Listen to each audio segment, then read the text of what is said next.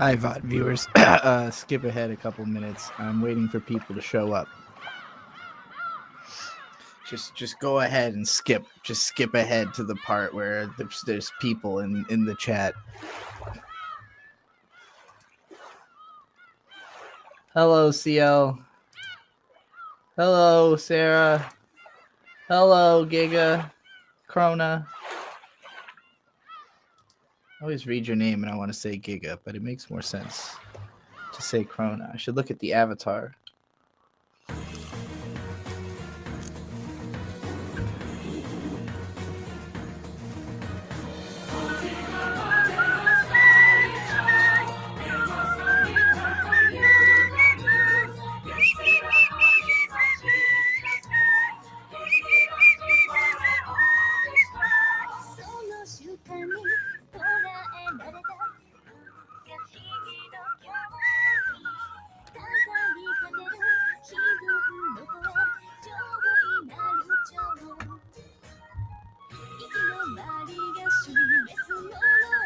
Hello, Mel. Hello, Lexi.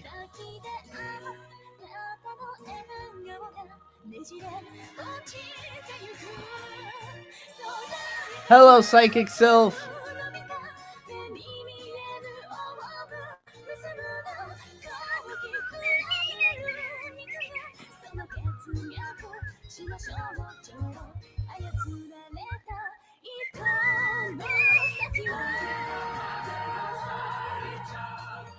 Hello, Trixie Clipsy.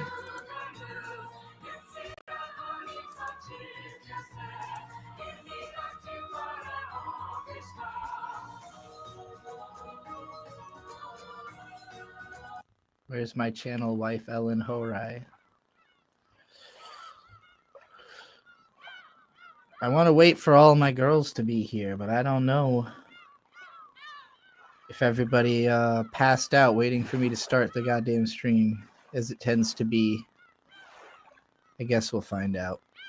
I click start, right? Nope, not official site. Didn't mean to do that.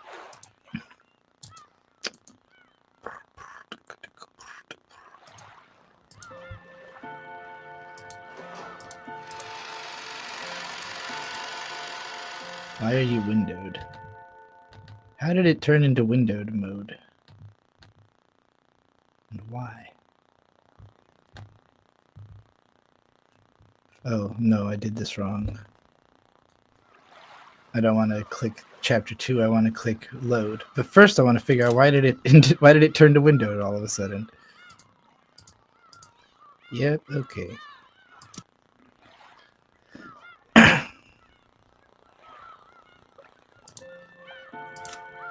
Load. That's the one. You're releasing new videos every 12 hours? Excellent. If you want to see clips from the live streams, go to Trixie Clipsy every 12 hours. Hello, Nisa.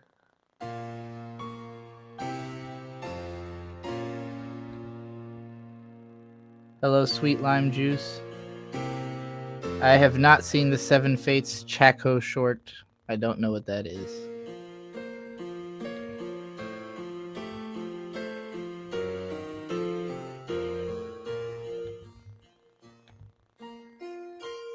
Trixie Clipsy was BHSO all along. Hello, Turlo Zap.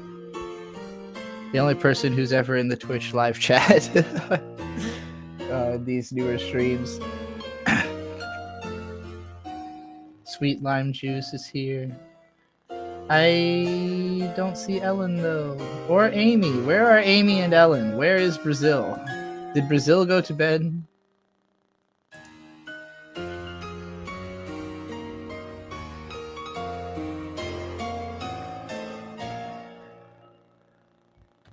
Well, we'll jump in. They'll be able to catch up later.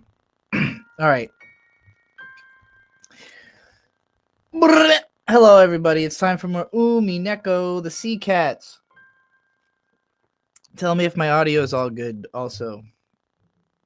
If there's not too much competition between me and the background and everything like that. and we'll jump in. Unable to summon the will to return to the guest house in the middle of this rain, he had wandered half-heartedly around the mansion in search of a random place to sit and had stationed himself in the dining hall. He hadn't bothered to lock it. He did think that maybe the shapeless murderer or the Golden Witch might come to kill him now that he was isolated.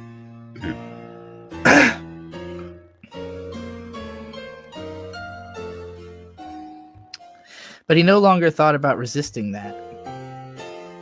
On the contrary, he had no intention of blocking the culprit with a lock. He wanted that person to come at him openly from the front.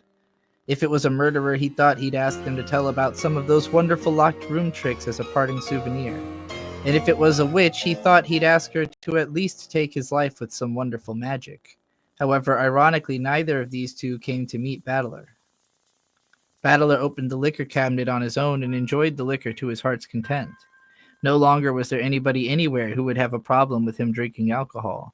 He boldly set both of his legs on the extravagant tablecloth and savored the high-quality liquor, which probably had a mind-boggling price, straight from the neck of the bottle. At that time, someone knocked. Battler realized that he was about to meet his maker. Hey, it's not locked. Come in, whoever you are, and please introduce yourself. If you're human, give me your name. And if you're Beatrice, give me your 3 sizes. You might not believe this, but I'm a pretty well-known breast sommelier, is she? It is Genji, Battler-sama. Embarrassing. Genji-san, huh? Sorry, but I'm not interested in your bust size. Please come in, it's open. Excuse me. Genji-san opened the door and bowed. So Genji-san was the culprit after all, or maybe an accomplice? That theory would probably explain most of the tricks. Did you come to give me my last rites? Nothing of the sort. I shall excuse myself if I am disturbing you. Wait, excusing yourself without even telling me what you wanted would actually just be creepy. What do you want? Please, let me do as I wish, at least in the very end. Battler-sama, is it truly your wish to spend the little time you have left in such an indolent fashion? Those words stung. Of course it wasn't. What can I do at this point? I'm ready to die at any time. You are just like the Master. Indeed, you inherited the Master's blood strongly. You mean to tell me that Grandfather, that larger-than-life man, was actually willing to die at any moment? First I've heard of that.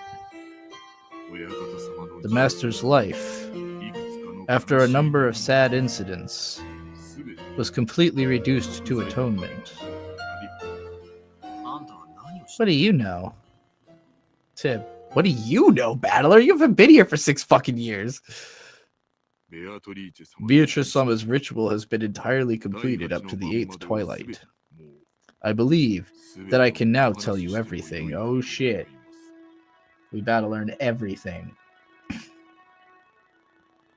Amy's here. Shit, fuck, cock and balls. I'm late. Oh, you're not that late. We literally like just started. Nothing has happened yet. Hello, Psychic Self, also. If I didn't say hello to you already. What did you say?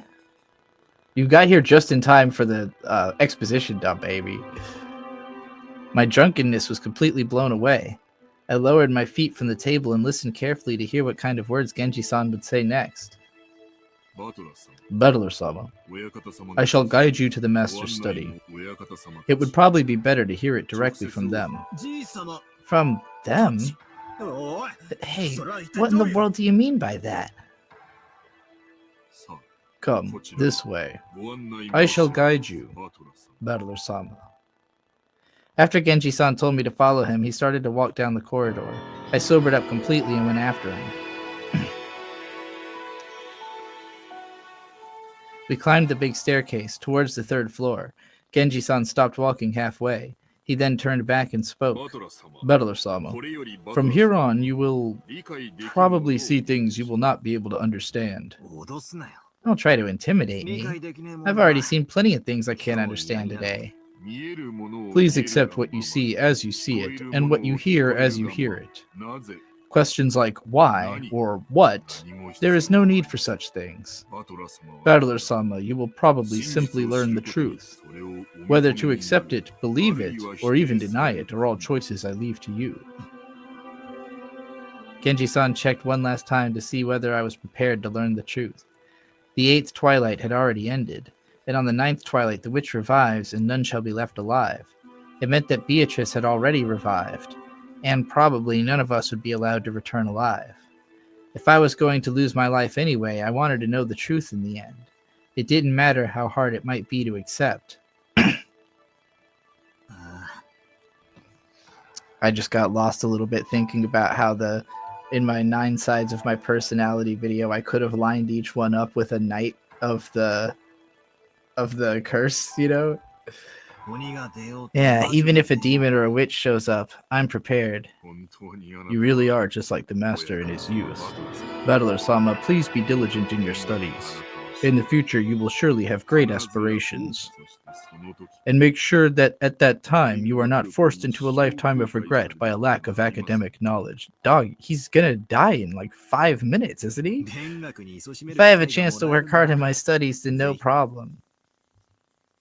Genji-san's silence forced me to consider that resignation of mine more deeply.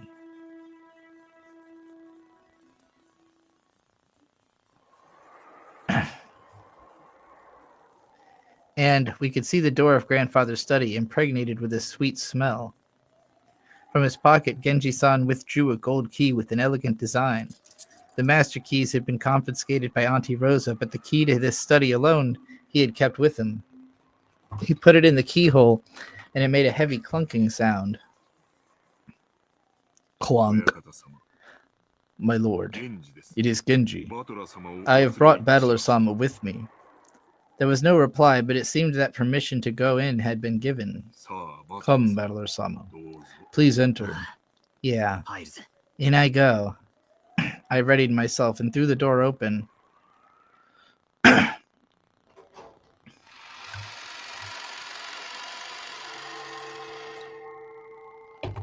Giga, what the fuck?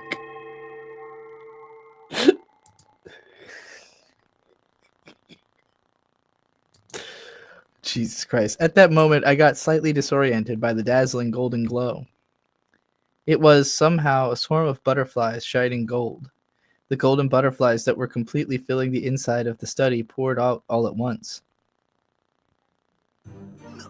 What the heck is this?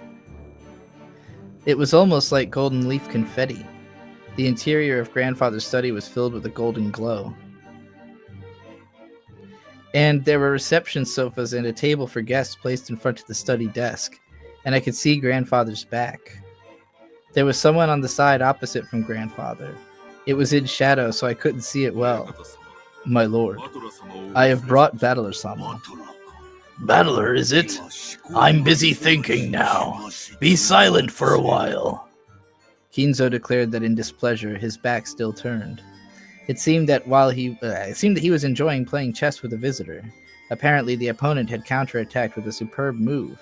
Kinzo seemed to be enjoying himself as he thought deeply while occasionally laughing and groaning. I thought for 30 years about how to counterattack this move. Have fun. Have fun with the move I fermented for 30 years. Indeed, this is a deeply matured move. Such fun, such fun. Unbeatable, unbeatable. What is this? So you came, battlers. Wait just a moment. Be silent for Kinzo's sake. Isn't it too early to resign, Kinzo? I can already counterattack for several moves.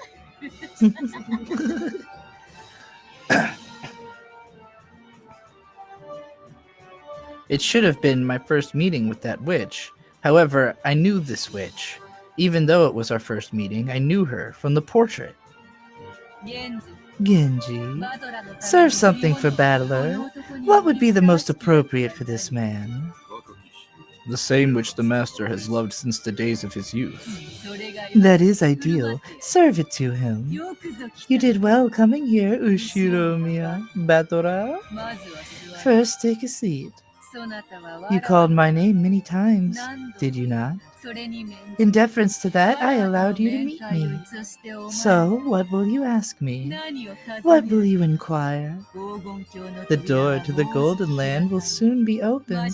Soon we will have a banquet to celebrate my revival, to which I will be welcoming the witches. In the meantime, I'll be answering your questions, as many as you like. I have a bunch of things I want to ask about. What happened on this island? And why did these incidents happen? I want to ask about the locked rooms, too. What about the chapel? What about Jessica's room? And the servant room? And Aunt Natsuhi's room? And the parlor? There's more stuff I still want to ask about. About the witch's true nature. Are you really a witch? What is your purpose? What do you want to make us do? And why did you call me here? Answer me about everything. Ah, be quiet. You think merely asking will get you the answers? Don't say that, Kinzo. A fragile and fleeting spider web did protect from King Herod once. Just as there are no useless things in this world, there are also no useless questions. Very well, I'll answer all your questions, but I do have one condition. What is it? Once you have heard everything, if you are satisfied of my existence, kneel and kiss my shoes. I called you here because I wanted to make you submit to me. Kinzo and I made a bet. We bet on which would come first, Kinzo thinking of a new move, or me forcing you to submit. I don't see myself losing. Damn you, talking so tough. Yeah, alright. Try to make me admit it. Try to make me admit that you're a witch and that you can use weird, awesome, and great magic. If I submit, I'll kiss your shoes or do whatever else you want. Anal. The witch cackled gloatingly. Anal. Then she glared at him unpleasantly with eyes that said a man can't go back on his word. Well said. So, from what question shall I begin? I'll answer everything. Come, what will the first one be?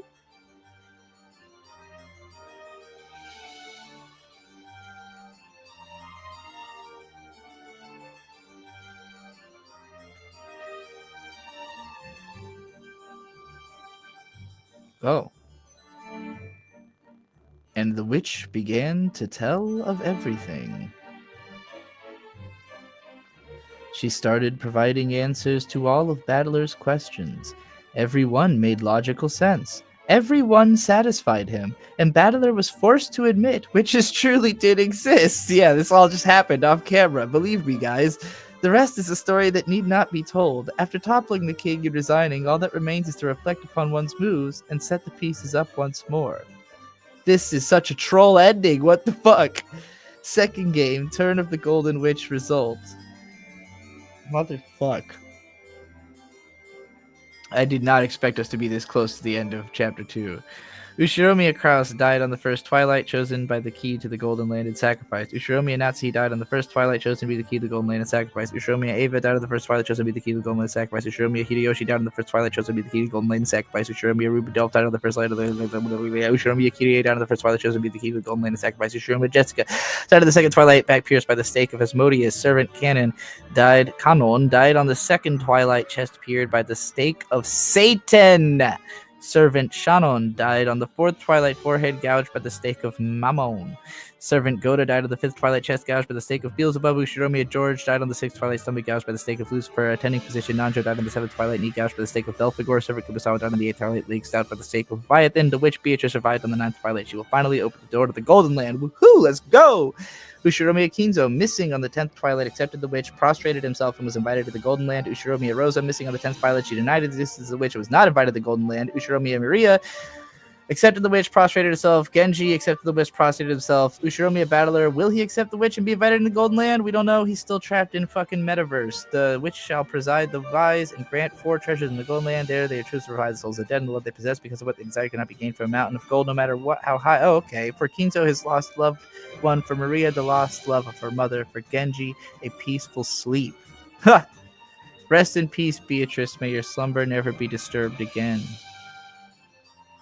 But I like being awake. The winner is the Golden Witch Beatrice. Since of the 18, none solved the riddle of the golden time. All 18 died when the seagulls cried, none were left.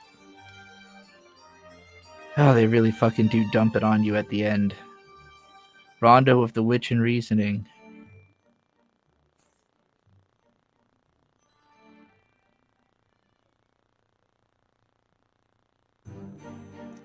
Which one is better, Homestuck or Umineko? I have not gotten far enough into Umineko to make that judgment yet.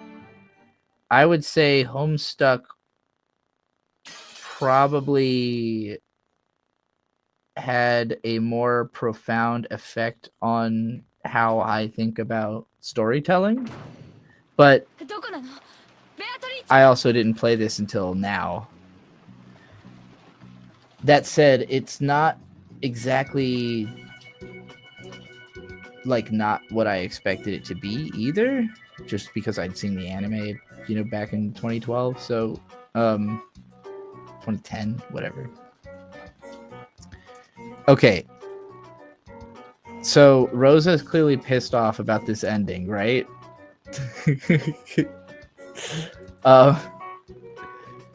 Where are you, Beatrice? Show yourself! Beatrice! Rosa finally arrived at the chapel. She pointed her gun around her, screaming the witch's name, but there was no way there would be an answer. After grimacing slightly, she noisily approached the table where her siblings' corpses were still exposed and stretched out her arm towards the gold ingots. Yeah, take the gold and run. Fuck it. They were very heavy, but Rosa paid that no regard. She wrapped one of them up in a blanket and slung it over her shoulder.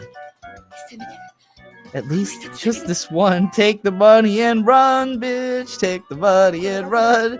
Just this should be worth more than 10 million. Rosa did not part with her gun either, carrying the gold in addition to it. Yeah, why the fuck would you abandon the gun? Her shoulders were screaming, but Rosa didn't care. Fucking little bitch. You better take me to Disney World, Mommy, with all that gold you just got. It will happen very soon. Very soon, the door to the Golden Land will open. Stop laughing with that creepy voice. Where is Beatrice? Yes, I know it. She's around here somewhere, isn't she? You know, right? Where? I don't know. Even if you don't search for her, you can meet her in the Golden Land. Ow! Stop that laugh! It almost makes me want to laugh. That's right, that was definitely a witch. Definitely a witch. I didn't understand. I thought I was a human calling yourself a witch. I was wrong. It really was a witch. I won't be fooled by a thing like that. You're there, aren't you? Come out, show yourself, Beatrice! I told you, she'll appear very soon. The door to the Golden Land will be opened.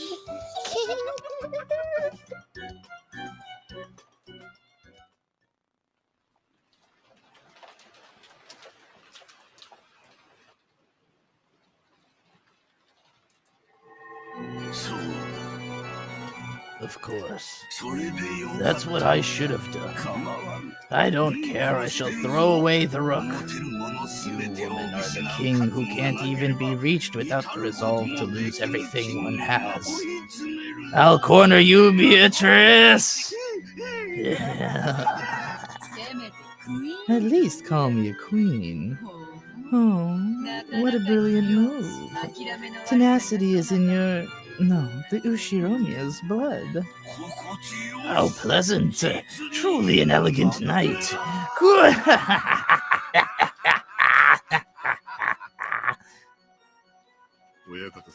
My lord, Beatrice-sama, it will soon be time for the banquet. Already? That's fast. Every night I pass with you goes by fast. The moon falls like an apple and the sun rises like a small fish leaping out of the river. Shall we go? It is time. Stand, battler.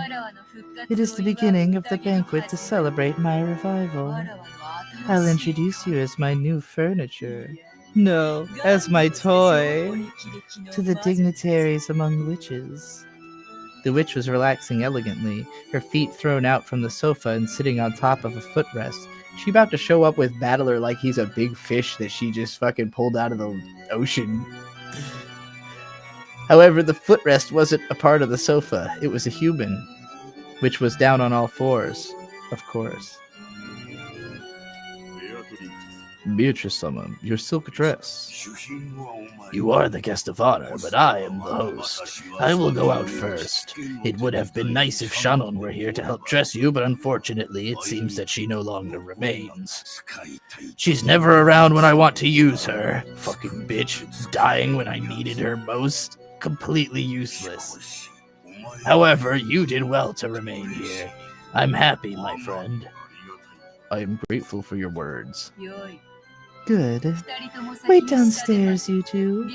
Genji, good work. Set the dress down over there. Certainly. Well then, my lord. We will go first. Beatrice, I will see you later.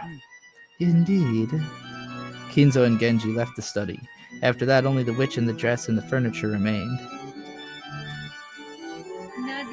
Do you know why I am not embarrassed to show myself to you naked? Whoa, she fucking getting dressed right in front of Battler, just fully naked? Like, they just didn't draw it, but, like, that's what's happening? Because, lit. It's because you are furniture. Furniture. Understand? Furniture, just furniture. Who would feel shame at exposing their body to furniture? So there is no reason for me to feel shame because of you. Sounds like Cope.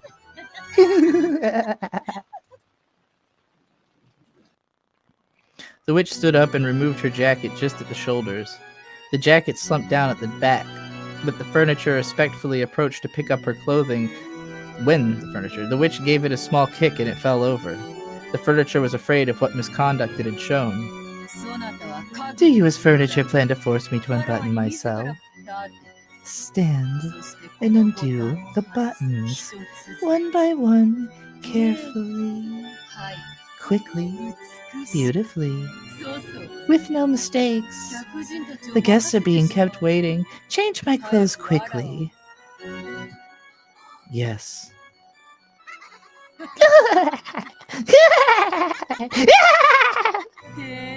Undo them carefully. Those buttons are each worth more than one of your eyeballs. If you accidentally turn one off, I'll sew on an eyeball of yours in its place.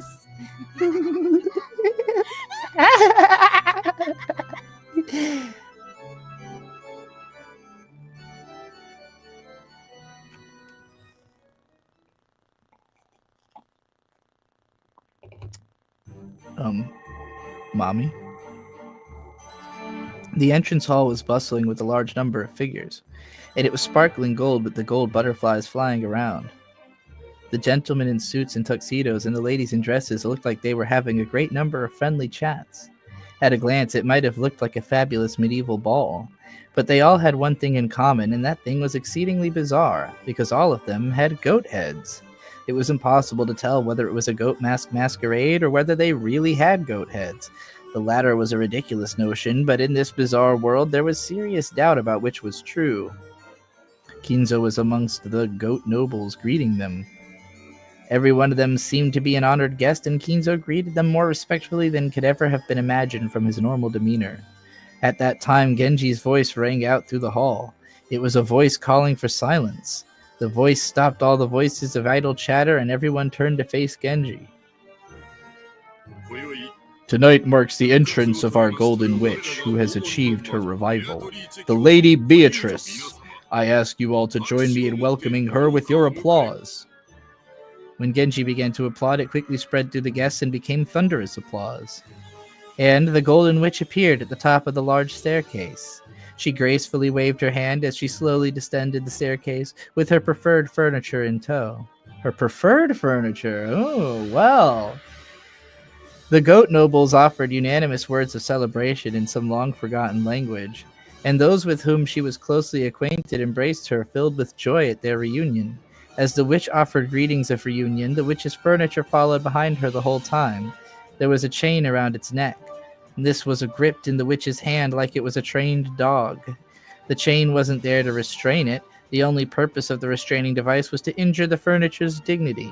It wasn't permitted to wear anything else on its body. One of the young woman goats, do you think Ryukishi goes to like S&M clubs and like just gets like let loosed on, you know, like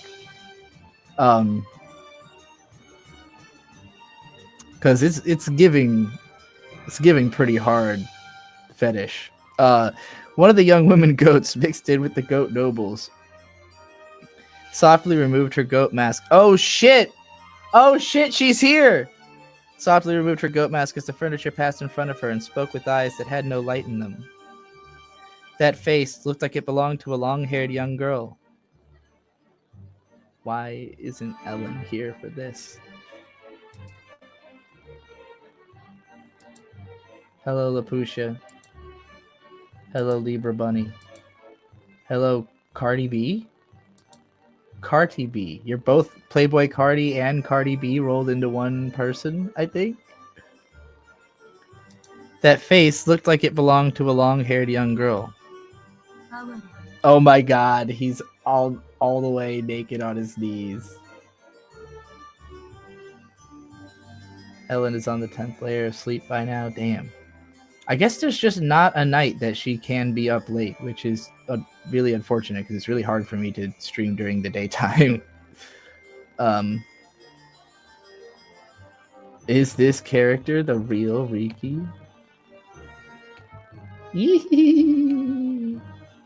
Ass up. Yeah, Battler straight up looks like me when I'm getting fucked in this pose. Like, just absolutely 100%. Same body type.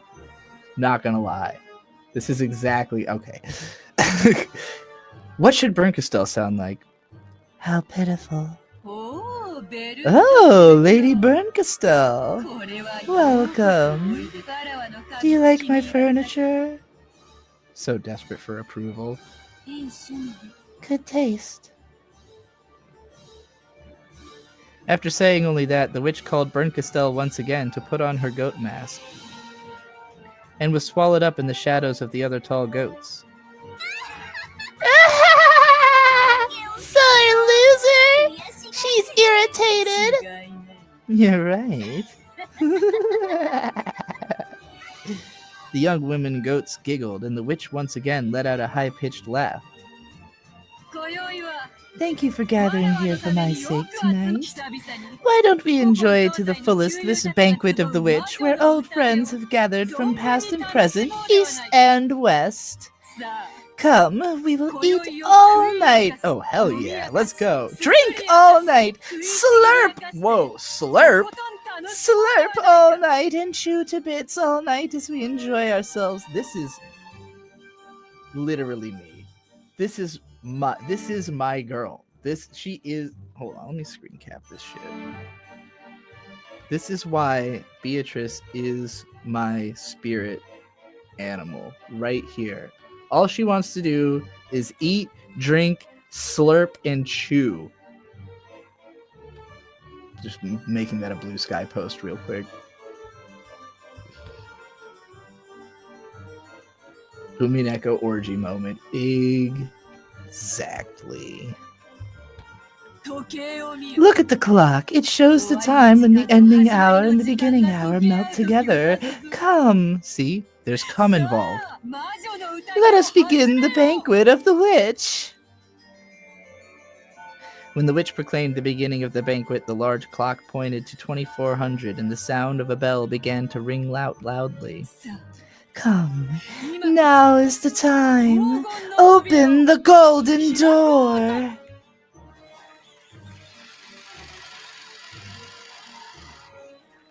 Thank you for being here, Cardi. And thank you to the Queen Ellen Horai for making it all possible. Hell yeah.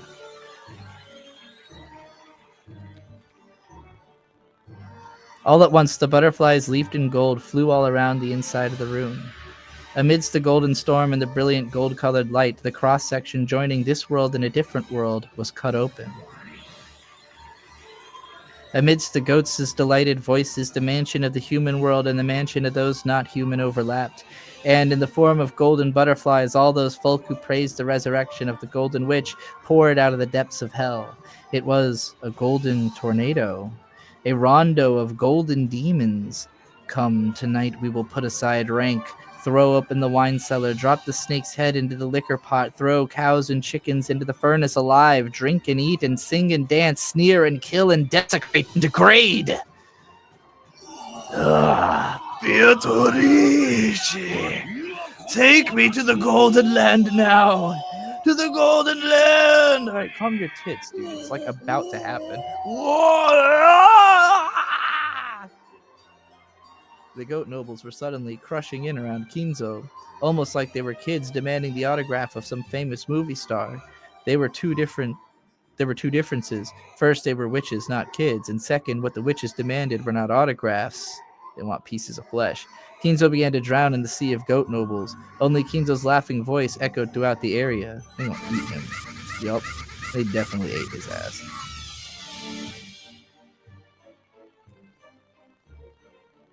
It was a grand mixture of laughter and his death throes, and Kinzo became wine and meat and bread. An aroma if slurped, a rich taste if gnawed, and pleasant to tear to bits. This is the best. I want to be at the witch party. This rules. The voice of his death throes lingered on sweetly, and adorned with melted chocolate and silver dragees, it would make a wonderful dessert. If you took the bones home, you could also use them for a soup, and the remains could even become toys for the children to play with. And what children? And they could also become good tools for fortune telling that always gave misfortune. That entire scene was watched by the piece of furniture. It was all fantastical. It was all demonic. Was the quaking of its heart, which should have been paralyzed, proof that it could still feel fear? Just then its knees buckled and the furniture's body tumbled onto the center of the carpet, because the witch had kicked those knees from behind. Kneel and show your respect. Rub your forehead against the carpet and show how vulgar you are. Join your hands behind your back and swear that you will offer all your flesh and blood to me. The piece of furniture let out a painful voice. Fear is the most primal emotion humans have. Was that emotion reviving his sense of self, which should already have been killed? So you are still far from being appropriate for my furniture. Good. I will carefully make you into the kind of furniture I like, the kind appropriate only for me. This is not a good approach to dating, by the way. Just accept them for who they are, or find someone else. You can't try to mold them into the appropriate furniture for you, alright? This is toxic dating habits, okay? This is a toxic relationship habit. I've been here. I've been here before. I stood where you stand. Anyway. I suppose the best you can do for now is simply entertaining the guests. The goat nobles were surrounding the cowering furniture. It seemed that their blazing blood-red eyes couldn't hide their ecstasy at this newfound food that they had been given. And from their mouths, from which protruded countless ugly teeth, saliva, or maybe the traces of meat and wine that they had just eaten, dribbled down.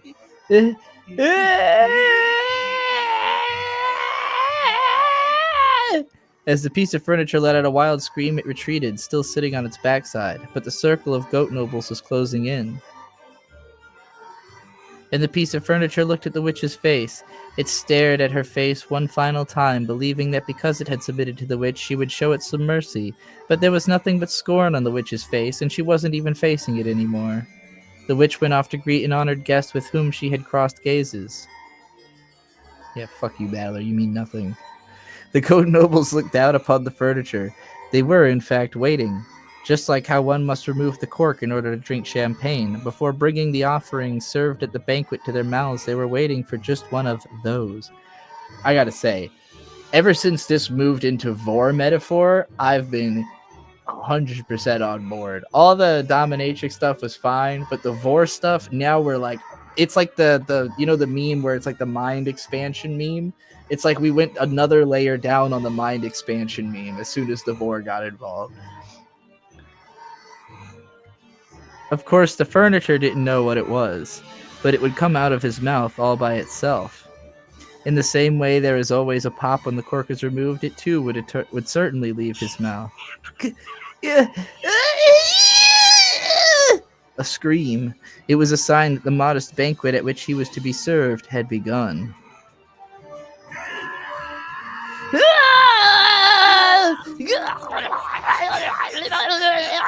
Yeah, eat that son of a bitch.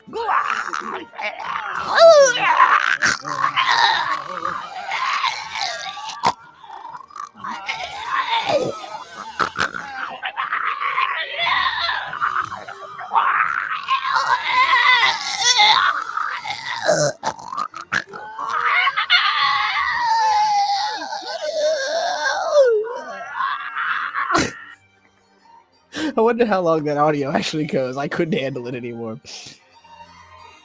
Gapu Pogyugu Kigu Kiboryu.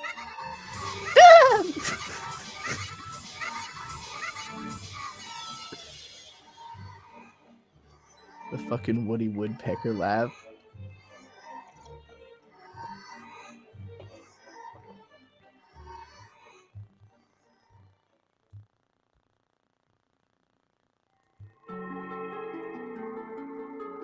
And then suddenly they hit you with the very pretty music. By now the rose garden was a garden of roses and gold. A gold-colored garden where gold butterflies, gold fairies, gold lizards rampaged and flew about wildly. This sounds awesome. Sounds like somewhere you'd show up to an Elden Ring and then you'd be like chasing after the first lizard you saw with a big club.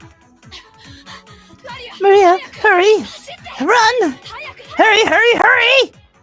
Holding onto the gun and the blanket wrapping the ingot, Rosa ran at a speed Maria couldn't catch up with, sometimes pausing to call out at Maria to run faster.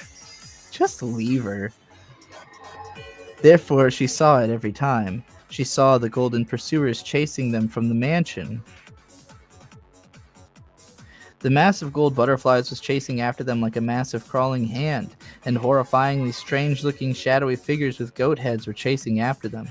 There was no need for her to strain her eyes, because those blazing pupils told her what would happen if she was captured. Wait! Wait!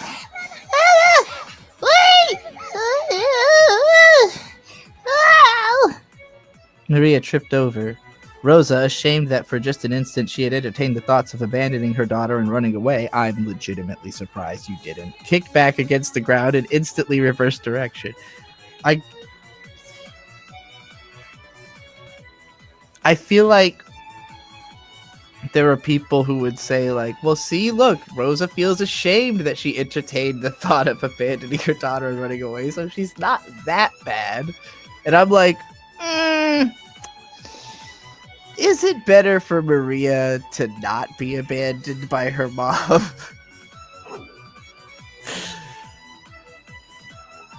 As Rosa's old child tried to stand, the goat head that had sprinted over to get the first bite grabbed a fistful of her hair and pulled her up from the back. No! Rosa rammed into the goat head with her shoulder, spun, bashed the back of her elbow into the goat's jaw. Oh shit, she went combat mode. She went, fuck it, I'm all in. Yeah, I would have thought that would have made more sense to do first. And she thrust the barrel of the gun inside the goat head's mouth as it doubled over from the pain in its gut. Come on, get him, bitch. Just try laying one finger on Maria in front of me. That's my job. I'll show you just how lukewarm the hell you came from is. The blast from the .45 caliber long Colt bullet exploded inside the goat head's throat, and its medulla oblongata was instantly pulverized. The goat head couldn't understand. It thought, well, yeah, it doesn't have a medulla oblongata anymore. It had thought the women were like already opened wine bottles. It had thought that they were wine bottles and that turning them upside down would immediately cause their deep red contents to come out. Mama! Released, Maria flung her arms around Rosa. Yeah, get the fuck out of there, though. But the pursuers were still coming. They could see the giant goat heads, who had given up even pretending to be human, running towards them from across the rose bushes. Rosa spilled several extra bullets, which had been in the pocket of her coat, all over the place, and told Maria to pick them up. Yes! Pick up! Maria, if Mama falls down, run. Go to the shore and swim and swim and swim. There's no place on this island where we can survive. No! Together with Mama!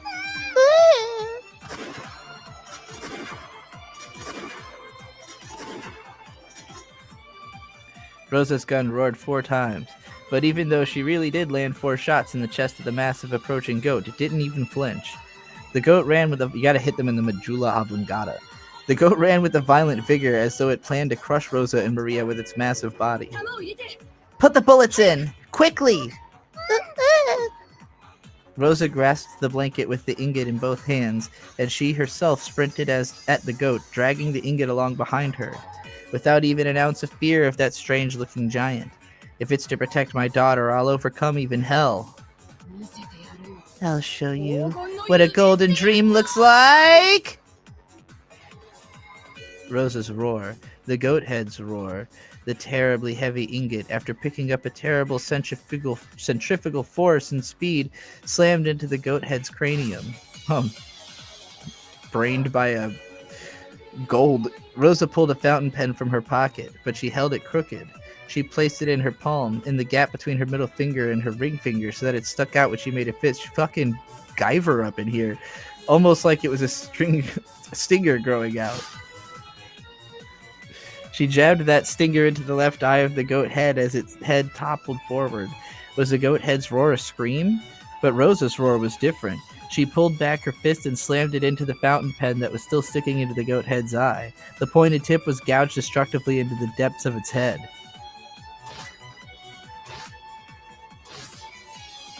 I am very happy to see that Rosa can use her violence for more than just beating up her daughter, you know? It's nice to see her using her violence to be a badass.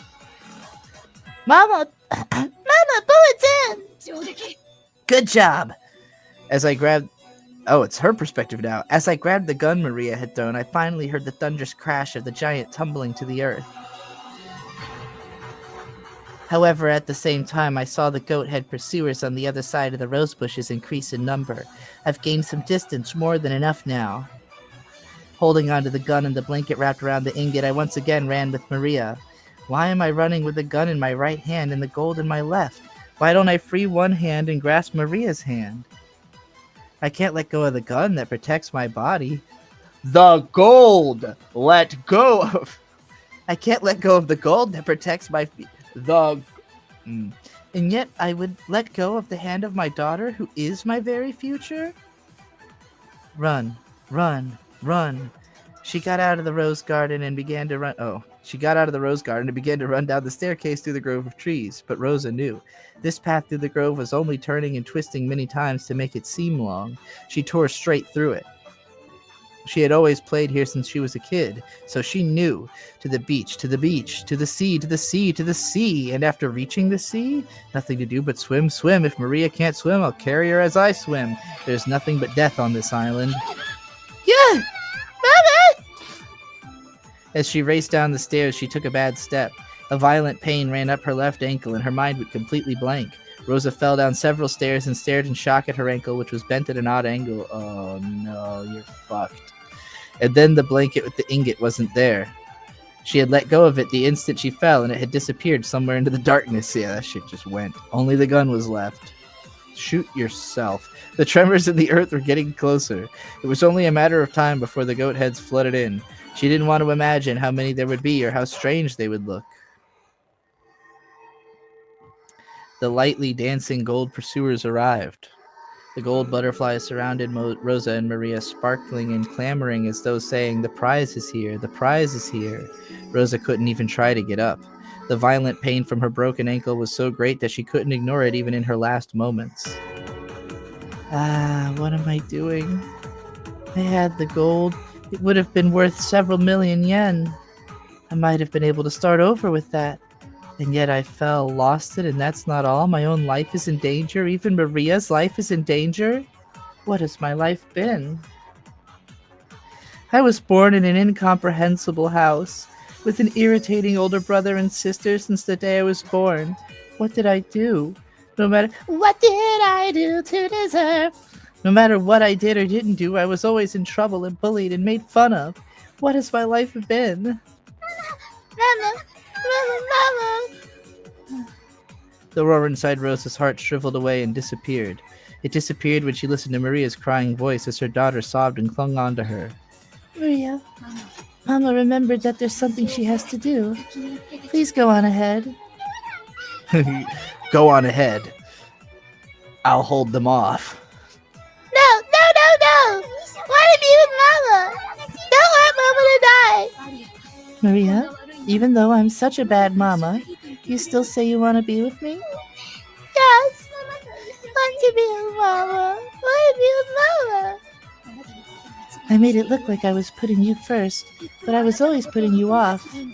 I went to your sports day, I went to parents' day, but I was always thinking about how I appeared to the world, and you were never in my eyes. Are you saying that you want to be together even with that kind of mama? Even though I've been such a bad mama? Hey, Mama, did you know there's only one Mama in the world? There's no good Mama or bad Mama. There's just one Mama. Ooh. So all I want is for Mama, the only Mama in the world, to be here. And I want to become the only Maria for Mama. The Maria who's in a good mood that you want to spoil, and the Maria who's a nuisance and you don't want to be around, aren't different people. I'm also just one Maria. So the scary Mama and the nice Mama are just like that. To me, there's just one Mama. I was such a bitch. I didn't need gold. If only I had just pulled your hand. I was such a dumb bitch. The shadows of the goats covered the sky even more than the trees of the forest. Their roars blotted out the world with fear. Rosa, still hugging Maria, readied her gun with one hand. Maria, let's go together. Always together. So that Mama doesn't lose her way. Always together. Yes. Can see each other soon. Always together. Can see each other in the Golden Land. And then we'll play together. Play with the wolves and sheep puzzle. You still haven't solved more than one question, Mama, but I solved them all. So I'll be the questioner. She had bought that as a birthday present and then hadn't played it with Maria after that night. Yes, let's play together. I promise. Ah! Those eyes, sparkling like red-hot lava, looked just like a group of fireflies. They danced, closed in, and attacked. Come on! Whoever wants to eat these bullets Maria chambered for me, step forward! And then she was eaten by witches. When the seagulls cried, none were left alive. That was a pretty badass ending. What a way to troll you with the fake out ending and then hit you with the fucking like badass action packed Mama Bear psycho ending. And now I'm guessing it's going to be tea time soon. The Golden Witch has prepared a gift in commemoration of your recent sojourn. The new elements may be accessed from the title screen. Okay. Elements. Love elements. Oh boy. Alright. Is there something in here? No, not yet. Okay. We want new.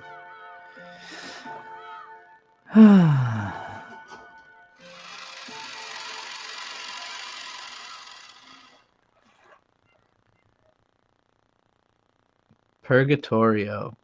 My favorite place.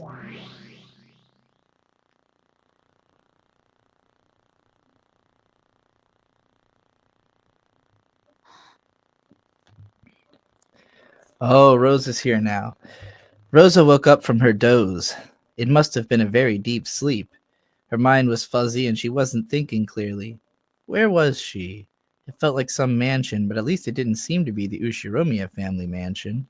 She was in a room that looked like a parlor, and there was some tea that had been prepared. It had almost certainly been prepared for her. Sparkles like gold leaf were dancing around the room, and it looked very dreamlike. She eventually realized that they were gold butterflies, which made that stand out even more. There was someone across from her, female, a lady, the witch of the portrait.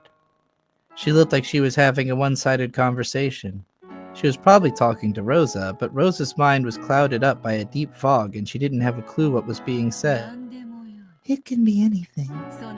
If there is anything you desire, I will give you it all.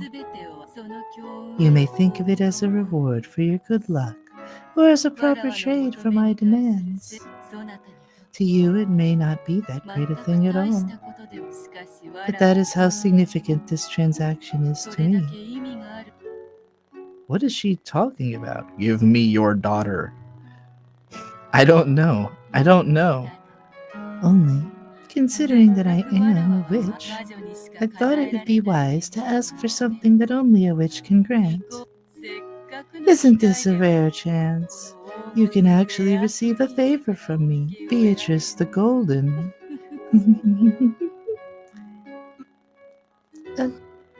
Finally, Rosa started to feel the blood flowing through her body.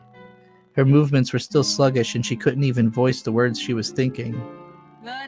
I am commonly called the Golden Witch. Bestowing a mountain of gold like I gave to Kinzo is no problem for me. After all, every pleasure of the human world can be expressed in terms of cash. Put another way, gold is human pleasure itself. Can you imagine? A mountain of gold that you couldn't use up as long as you lived? The witch blew on her pipe and 7 colors of smoke covered the area. Ooh. That's a cool trick. Hello, Dean. Hello, Pedro. Hello, Minmod. When she did, the inside of the parlor had suddenly become filled with stacks of gold ingots. It looked like a shining gold-colored wall. If each ingot was worth tens of millions of yen, how much would all of this be worth? It seemed sinful to even think of that number.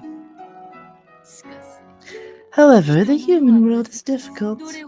I know that there are some things that cannot be satisfied no matter how high into the sky you pile up the gold. I know that there are cracks that can't be filled. I won't make light of that, and in fact I believe that is why this is a gift that only a witch such as I can give. Why don't I fill those cracks in for you? Yes, how about this? It's something that only I can give. You should be very happy. You don't have to say it out loud. I can understand it right away. The cracks in your hearts are written on your face. Rosa felt a touch of discomfort at this witch, who kept on talking even though she herself hadn't uttered a single word. But since she still couldn't speak well and found it difficult even to move a finger, she could do nothing about it. This is what I want to believe the experience of watching my content is like, and was unable to do anything but listen. How far back must I trace the deep wounds in your heart in order to heal them? This is deep, deep. She's quoting Utena. Sometimes wounds close up while a fragment of something is still inside. Even when those wounds appear to have healed, they will continue to throb for all eternity. Oof. Sometimes you have to open the wound once to completely heal it. As the witch spoke, she was staring deep into Rosa's eyes. What in the world was she peering at? Rosa felt uncomfortable, but she couldn't look away. So this pain of yours was preordained from your very birth. How heartbreaking. You don't have to say it. I understand. I understand. Gradually, Rosa, in turn, was drawn into the witch's eyes. Gradually, the world grew dark, spinning around and round as she was sucked in.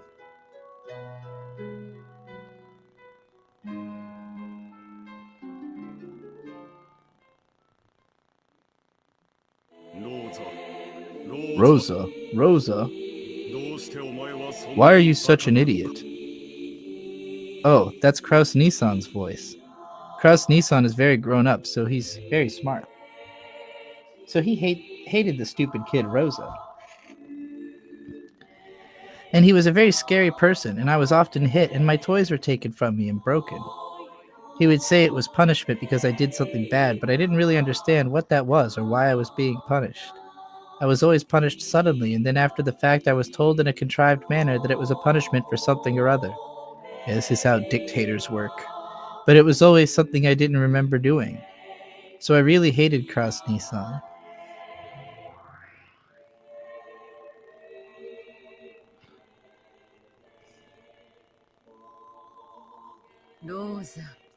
Rosa, Rosa, why are you such an idiot?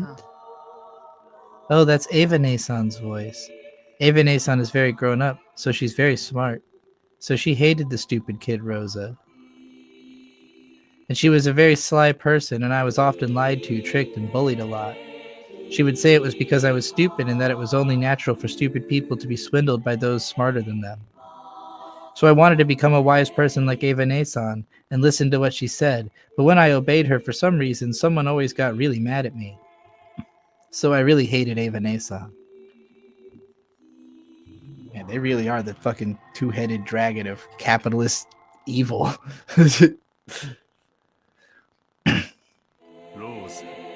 Rosa, Rosa, why are you such an idiot? Oh, that's Rudolph Nissan's voice. Rudolph Nissan is very shrewd, so he hated the stupid kid Rosa. When Kraus Nissan was around, he was friendly with Kraus Nissan. When Ava Nasan was around, he was friendly with Ava Nasan. And when Kraus Nissan wasn't around, he was violent like Kraus Nissan. And when Ava Nasan wasn't around, he played dirty like Ava Nasan. And even though he too was bullied most of the time, when Kraus Nissan and Ava Nasan weren't around, he gave me 2 people's worth of bullying. So I really hated Rudolph Nissan. Yeah. Oh, but these are my memories from when I was a kid. Quite a lot of unfair things happen when you're a kid, and you can't drag them out forever. Yeah, you should have never spoken to any of those people again. In time, you bury them away in the far reaches of memory and forget them bit by bit that it's supposed to be what it means to grow up and become an adult. So becoming an adult is the same thing as separating yourself from all of those memories. And so, no, it's remembering all that shit and using that as the reason you stay the fuck away from those people. And so, no matter how much time passed, Rosa couldn't become an adult. Even though she had been blessed with a daughter called Maria and was called a mother, she didn't at all feel like she had become an adult. The witch pitied that, and she smiled, saying that she could heal that pain herself. How to heal you? It's possible, but not easy. I could even rewind time and give you a world where you have no elder siblings. But that way, your memories of being hurt by your elder siblings wouldn't remain, and therefore you would be unable to acknowledge it as a reward. See, this is the metaphysical thinking. That is why I don't play around with theoreticals. I'm always just like, yeah, but it wouldn't. Yeah, but everything would be different in that world. Hello, Gary. And blank YD. It is the relieving of hunger that brings satisfaction. If you erase hunger itself, no one will thank you. Just like how there are no young people who give thanks for their daily gluttony. Understand? I think she just told me something really difficult. In short, even if she makes it so that I never had elder siblings, the pain wouldn't be removed. Maybe that's what she's saying. Strictly speaking, it's different. Healing isn't the same thing as removing pain. It's the pleasure earned for withstanding pain. Therefore, there can be no healing without pain. To know the joy of healing, you have to know the pain. In that case, you will require joy that compensates for your pain. You can feel proud of the past you have suffered because you are qualified to know a kind of pleasure that those who have not known suffering cannot taste. In theory, those that have known this pleasure cannot help but give the same joy to others. Sure, maybe. It feels that way. Those things feel true. Hello, Snowman 8. The witch snapped her fingers, and even though the room was still filled with a mountain of gold and was already like something from another world, a fabulous tablecloth appeared on top of the table, and wonderful cooking was laid out, almost as though it was the opening of a banquet in a castle from some fairy tale. For an instant, Rosa felt a pleasurable surprise at how fabulous it was, but at the same time she felt a bit of anticlimax, because she found herself thinking that being bullied by her siblings couldn't be wiped away by just one meal, no matter how delicious.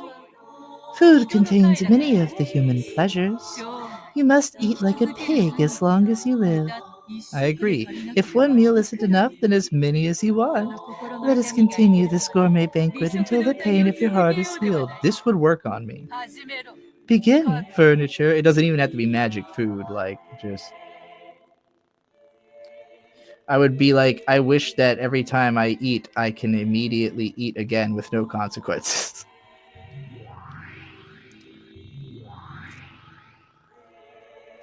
As the witch clapped twice, there were suddenly goat-head servants there, and they began to prepare the meal.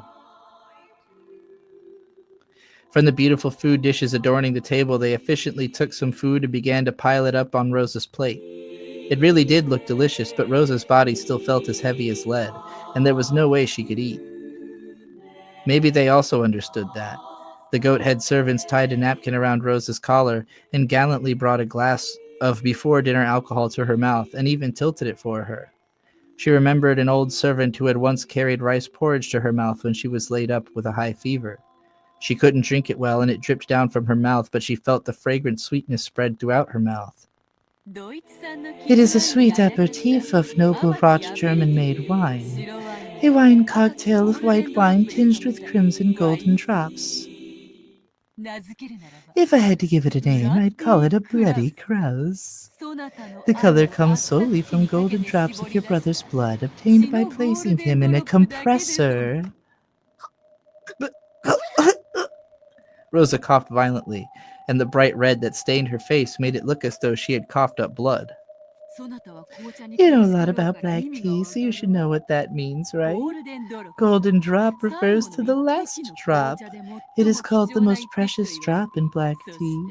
So a golden drop of blood is the same, the last and most precious drop of blood squeezed out of a human.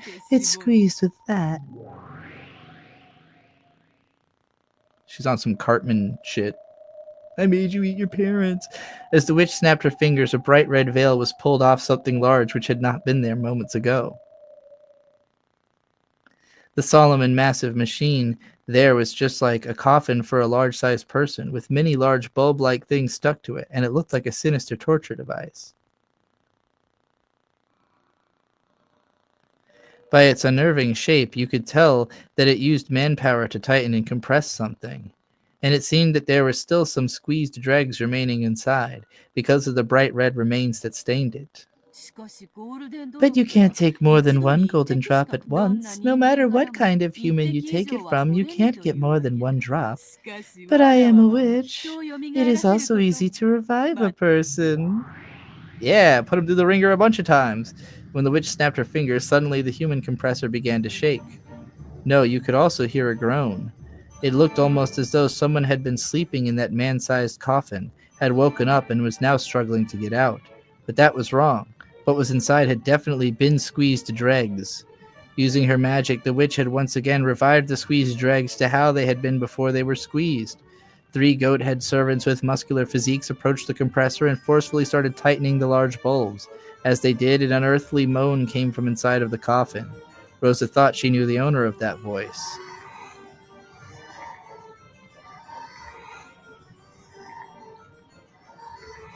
Just be turning this man into coffee. It is fitting for cooking to be done in the kitchen. That is enough. Stand back. Do you understand now how precious a golden drop is? To have it stained this crimson requires that several dozen people's worth be squeezed. The witch had definitely said that only one golden drop could be taken from a single human, and yet she had dozens of people's worth of golden drops from a single human. Only a witch could do this. The golden witch Beatrice could kill a single human endlessly. Hell yeah. In other words, before Beatrice, even death did not mean release. Want a second sip? Have you forgotten the day this man hit you and you swallowed the blood that ran into your mouth? That's right. Remember that taste. Remember the taste of the tears that you spilled until you were dry. I believe this aperitif will be sufficient to heal that regrettable memory.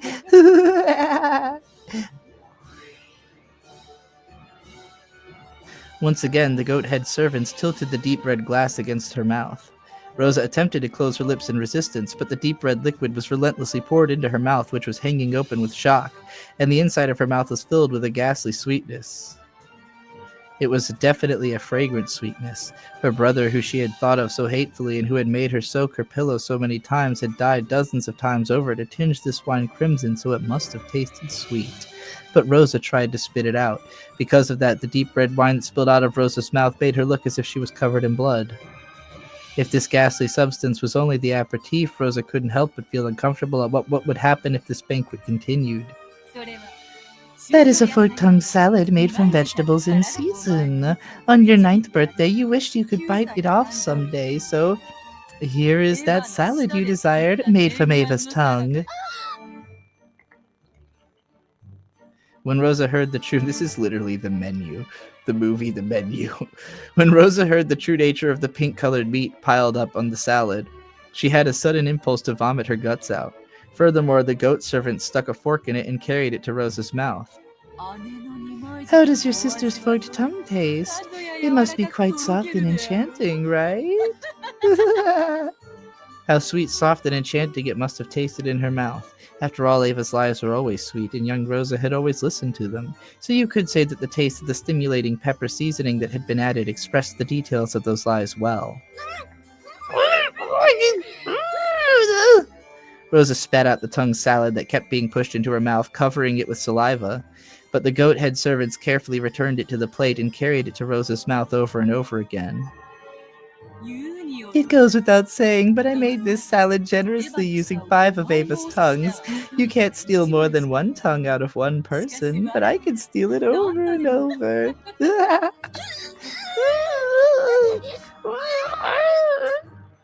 As Rosa's tears dripped down, she resisted, half crazed. However, the only way she could resist was by refusing to swallow. Even if she didn't swallow it, the taste of the French dressing increasingly violated Rosa's mouth. It is not to your satisfaction. There is still much more food. Sea paste pie wrapped in the skin of Rudolph's face, soup with boiled brains, liver pate, and look forward to dessert. It's not just your siblings, see. I have lavishly arranged all of those who have trusted and yet betrayed you. Why don't we continue this banquet for all eternity until your heart is satisfied? For all eternity. You're happy, right? Ushinomiya Rosa. Don't pretend that you hate it. I know you're really happy, alright? If you want to laugh, then laugh. If you won't feel better until you've heard a live performance of your annoying elder sibling screams, then I'll let you hear them as often as you want. It's alright that you are so unwilling. That's your personality, isn't it? You're actually so happy that your skin is crawling all over, and yet on the outside, you're just pretending to act like you're in pain, aren't you? It's alright, there's no need to worry about honor or your public image or anything here, so laugh as much as you want and chew it to bits. Isn't this the best banquet? Ushinomiya Rosa!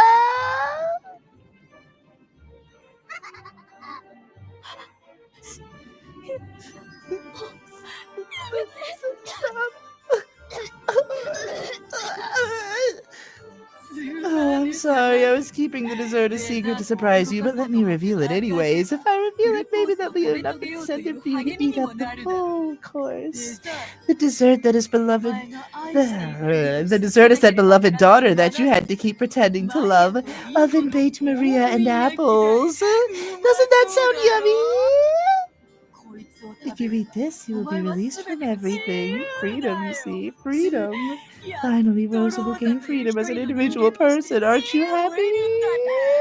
Of course you are. Drool is hanging from your mouth. Just try looking in a mirror. Damn, she really made Maria into a pie. Maria's like, I'm not a pie, shut up. Suddenly a muscular goat-head cook was holding Maria under his arm. And Maria gazed at Rosa with a face that was just slightly sad. Mama, are you gonna make me a pie? Was I a burden? You aren't a burden! As Rosa spat out the food that was continually being carried to her mouth, as she was covered with mess and saliva and blood, she resisted filthily and screamed. If you think I'm a burden, Mama, I'm fine being eaten. After all, I always wanted to do horrible things to you, Mama. Even when you brought a man over, I couldn't stay quiet. When you stayed over with the man, I got lonely and unruly and made a mess of the room. When I went to search by myself, I got lost. The police had to pick me up, and I brought shame on you, Mama. When you didn't come home for days, I cried and had to be cheered up by the neighbors and brought shame on you again, Mama. Because I'm like this, I cause trouble for you, Mama. I'm sorry for being boring. So I'll become delicious oven-baked apples for you, Mama. And then maybe I can make you happy. I exist for the first time. Maybe if you eat me and you think I'm delicious, you'll be right. Be choked up with tears of gratitude. Your daughter is saying this much for you, see? Oven-baked apples and your beloved daughter make for the best dessert. You've managed to raise such delicious ingredients. Aren't you the best mother? Ushiromi Rosa.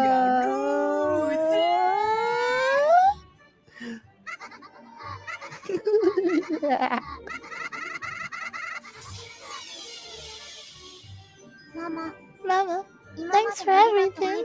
Bye-bye. Yummy. Wait, Maria, that's wrong. Stop it already. No! I didn't want something like this. Please stop.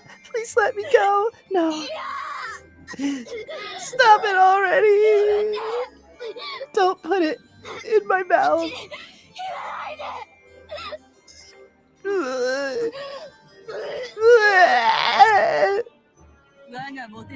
Have you found my hospitality to your satisfaction? Then I'll have you accept it, that I am a witch. Proclaim it. Proclaim that Ushiromi Rosa accepts that Beatrice is a witch. I accept it.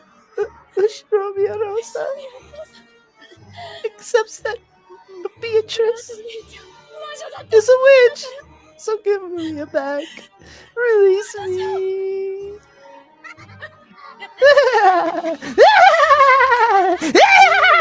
I finally made you accept it. That smart alecky battler has already submitted, and now I've even made Rosa accept it. The fool who denied me after being invited to the Golden Land. Perfect. It's perfect. I've accomplished my perfect victory. Now take Maria away. Prepare a delicious oven roast for Rosa. No! Maria! Looks delicious. Slice up your cow tits and make me a sandwich. That voice? Ugh. An arm grabbed the back of the witch's head and smashed her face into the table. Oh shit. As it did, the witch broke to pieces, turned into a group of gold butterflies, and reformed into her body a short distance away.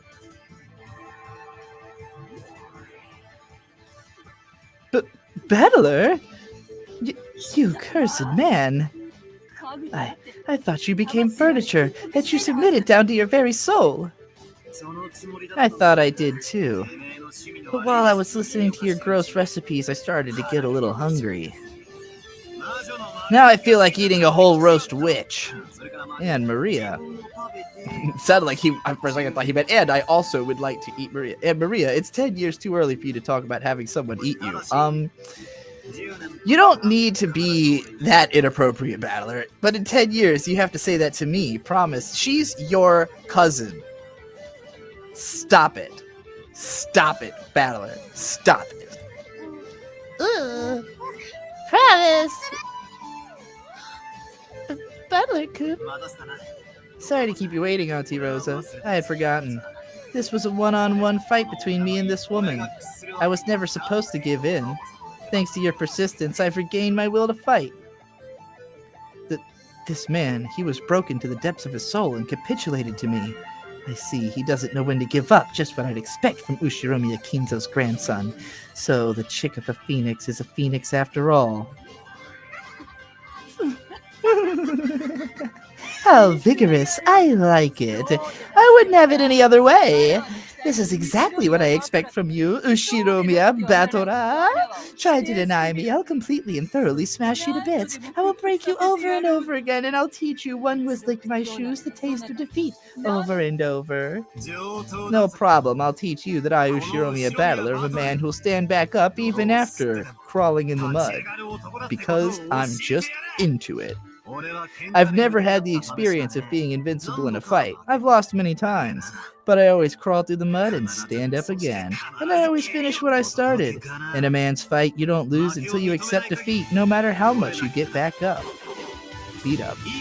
Don't think I'm out just because you took a shot at me. Entertain me, Beatrice!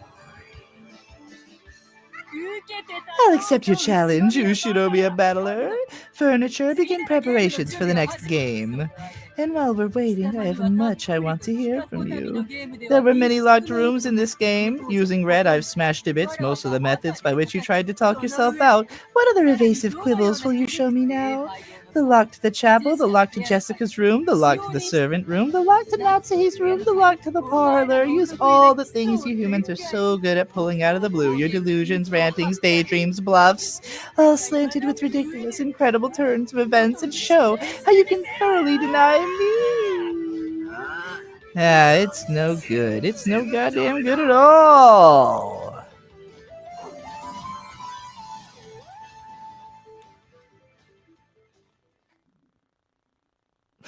Okay. That was badass. I'm glad this is how chapter 2 has ended. That, like, it went from... Chapter 2 really was all the fuck over the place, but the ending was pretty epic. As a way to, you know... As a way to keep you on the hook. After all that confusing madness, to just be like, by the way... Cannibal witches.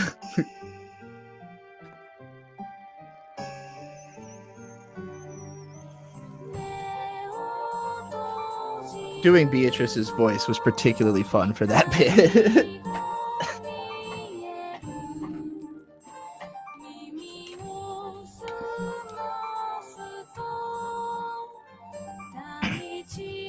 Chapter 3 goes mad way earlier. Good.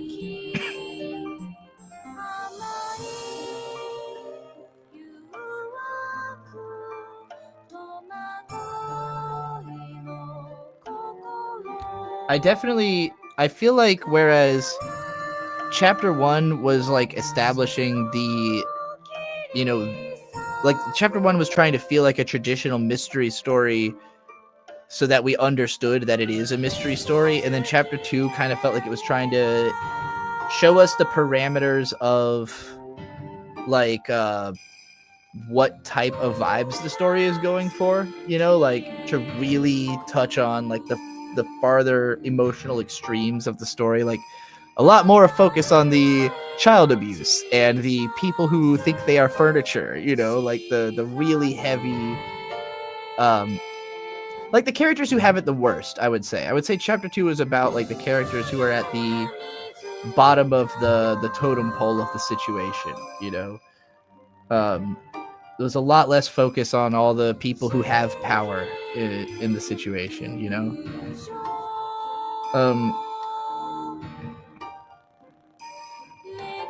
And yes, Battler is the horniest fucker, unfortunately. What do I think about Natsuhi and Rosa, 2 moms being the first 2 adults we focus on? I like it. I like how matriarchal this story is in general.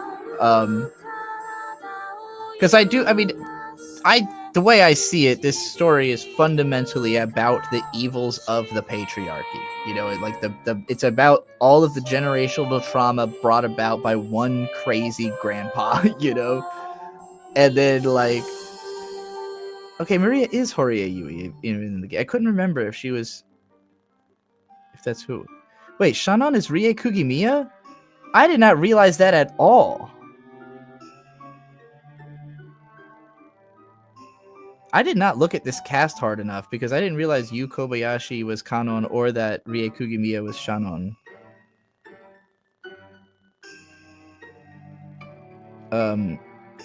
Both of whom are just generally great. Rie Kugimiya is like one of my favorite voice actresses, so I'm really shocked I did not recognize her voice.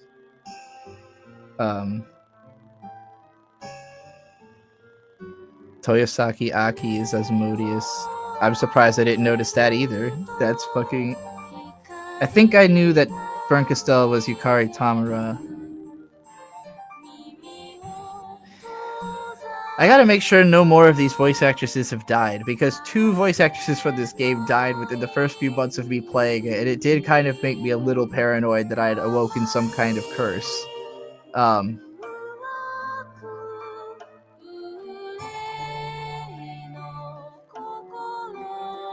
I don't know who voiced the Sexy Goat Demons. I missed that.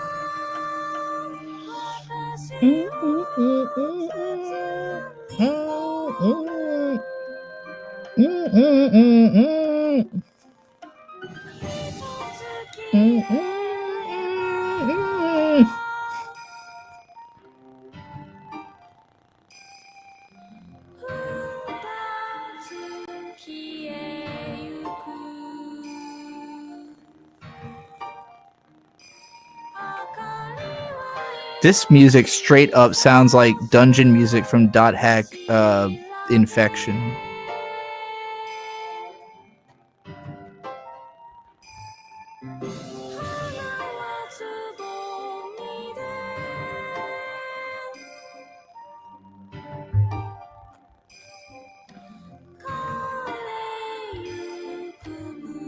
That's funny, Minmod. This episode was widely deemed too hard by the otaku fans at the time, and they gave up, making Ryukishi have to reorient the scenarios to make it a little easier going forward.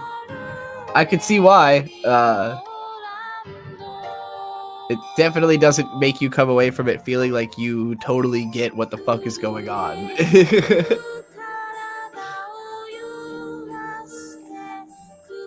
But I also, like, the more I talk about this game with the audience, the more I realize, like, I don't know, I think there are, like, certain expectations people have of mystery stories that just are totally alien to me. Like the thought of, like, trying to solve a story you're reading is just not a thing I've done. You know, like, it's not something I ever have been interested in. It's never, like naturally occurred to me to be like, I'm gonna try to solve this mystery as I read the book. I'm like, the solution is in the book. Why would I think about it when I can just read the book? It doesn't make sense to me, but I understand that it's fun. And I've had people tell me that they're like, I don't know how you can fully enjoy the game if you're not trying to solve it along the way. And I'm just like, but I mean, I assume that even having read the whole thing, it's still relatively confusing. So it's not like knowing everything is going to be like, oh, now I just know the answers or whatever. Like, I don't know.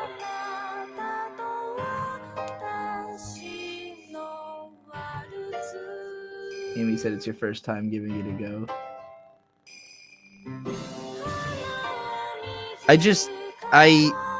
I don't even know where I would begin with trying to solve it, you know? Like, my mind would go first to, I need to look into demonology and figure out what all the fucking symbols mean. Because that's the part that I have the least understanding, is like when I see the demonology symbols or the names of demons, you know? Like, that's where I feel like, oh man, I gotta go research all these demons. Or where they bring up biblical references and shit, or just like, there was one moment in there where I think it was a biblical reference that she made, and I was just like, I don't know that story at all, you know? I just kind of didn't say anything about it.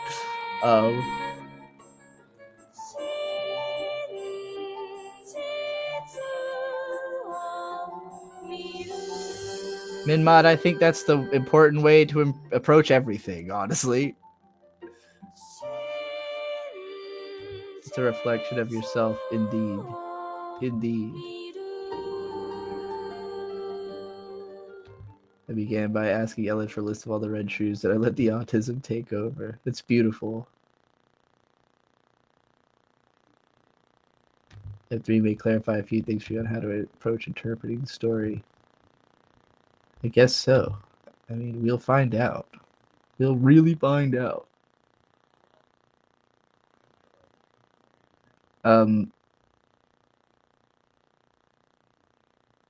I wouldn't say that counts as a spoiler to say that it's relatively confusing, even if you've already finished it. I've heard people talk about the game, you know, like it's not like that is the reputation of the game, is that it's confusing and hard to understand, and you need to read it multiple times, and every time you read it, you realize that there's more shit you didn't realize the first time you read it. Like, it's just one of those, you know. It's just some stories just be that way. All right, now we got to go to the witch's tea party. Oh my goodness, it's Shade giving the finger.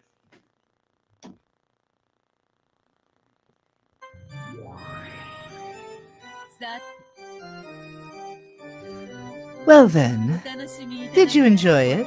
Our game just now? A game that one-sided goes beyond captivating and becomes boring.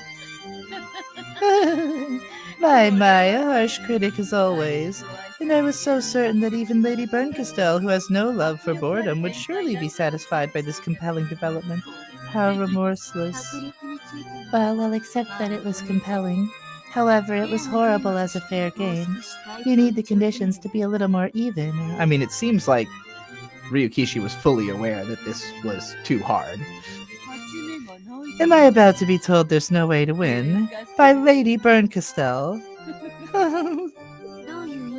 I wonder what you mean by that, Beato. There's no need to play ignorant. I already know that you aren't a bystander. You thought you were hiding it? How insolent to travel all that way and come into territory that isn't yours just to bet against me. You came here planning to watch my game from the sidelines while having a large stake placed in my defeat. I've guessed right, haven't I? And if so... Truly interesting. That I should be granted a chance to fight against Lady Berncastel, the strongest of witches, who defeated Lady Lambda Delta, is truly a pleasure. Yes, it is pleasing me too. After all, I came all this way just because I wanted to see you brimming with that confidence, only to fall apart and lose. What an honest person. Incidentally, if the contest between me and the great Lady Berncastel were not to have at least one observer, what a tremendous shame that would be. You called her, didn't you? That child.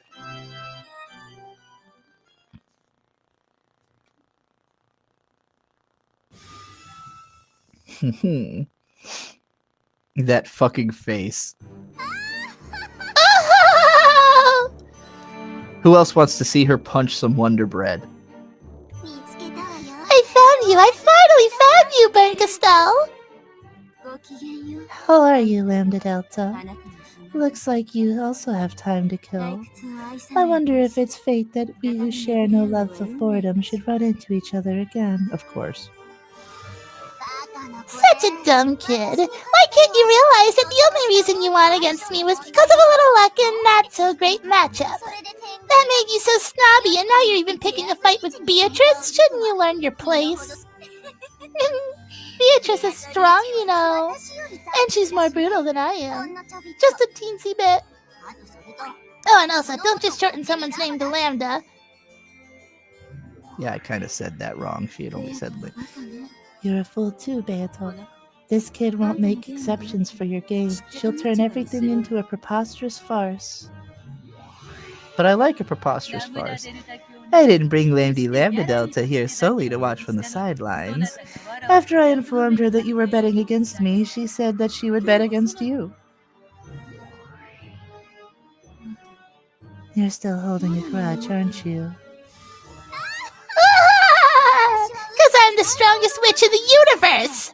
But I lost to you, so I'm not the strongest. So I'm taking this... God damn it, I pressed the button too excitedly. There you have it. With the great Lady Berncastel as our opponent, this may not even count as a handicap, but it will be suitable for entertainment. Do as you like. Now that the cat's out of the bag, I'm going to get serious. That would be suitable. Leniency is never featured in my dictionary. Lady Lambda Delta, let us enjoy our valuable new relationship. Yes, I'll be counting on you, Lady Beatrice. This girl really put me through the ringer. I'm not going to be happy until the two of us have smushed her up and paid her back double. I look forward to it, Lambda and Beato. No matter who wins or who loses, this will be a very meaningful battle for us. That's right. Of course, I'm not going to lose easy, but this is more important than winning and losing. After all, we have no love for boredom. They cackled, gaggled, and cackled and guffawed. That's right. I should thank you, Beato. It looks like I can finally escape boredom. Do your best to entertain, together with Lambda Delta. I shall do just that. That's it. Beato, so let's start a strategy meeting right now. I know all of this girl's weak points, and I'm going to teach you all of them.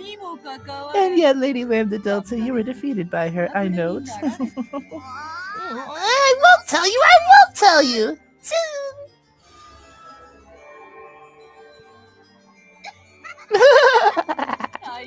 She never bores, that Lady Lambda Delta. She doesn't, does she? Take care of her. She might not look it, but she gets lonely. I see. So she's one of those newfangled whatchamacallits. As expected from Lady Lambda Delta. What the fuck do you mean by that, Beatrice? Quite cutting edge. Go already. That child's waiting for you to chase after her. Then, if you'll excuse me, see you next game.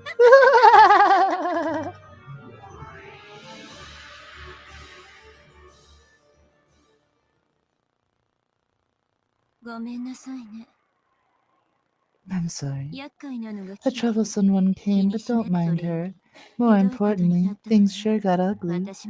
I thought I had experienced some particularly gruesome ends in my game with Lambda. But this time, it's exceptionally horrible. It isn't as though I don't understand your desire to hug your knees and close your heart.